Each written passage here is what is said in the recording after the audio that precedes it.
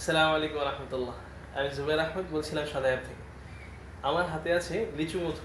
ভাবছেন এই গরমে মধু দিয়ে কি করব? আসলে আল্লাহ তাআলা মধুর মাঝে সবচেয়ে বেশি শেফা রেখেছেন। এটা এমন একটি খাবার যেই খাবারের মাঝে আপনি সবচেয়ে বেশি বেনিফিট খুঁজে পাবেন। আল্লাহ তাআলার পক্ষ থেকে আমরা বান্দাদের জন্য এটি হচ্ছে একটি গিফট। তাছাড়া যেই মধুটা যেই সিজনে উৎপাদিত হয় বা যেই মধুটা যে সিজনে পাওয়া যায়, সেই মধুটা সেই সিজনের জন্য বেস্ট। লিচু মধুটা আমরা নর্মালি গরমের সিজনে পাই।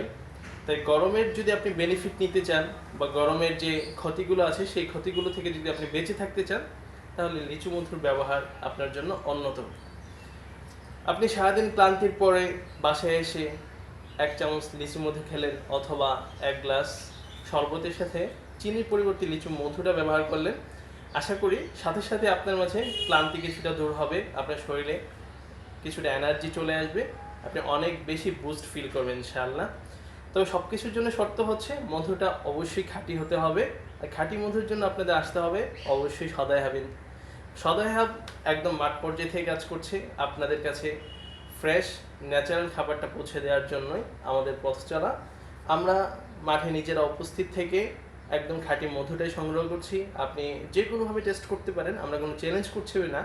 তবে আপনি যে কোনোভাবে সেটা টেস্ট করতে পারেন, ল্যাব টেস্ট করেন বা রিফ্রিক্টোমিটারে টেস্ট করেন। আশা করি আমাদের মধুটা আপনি খাঁটি মধুই পাবেন ইনশাআল্লাহ। এটা ময়েশ্চার লেভেল 22 থেকে 23 হবে। চলে আসুন আমাদের শপে। আসসালামু আলাইকুম রহমতুল্লাহ।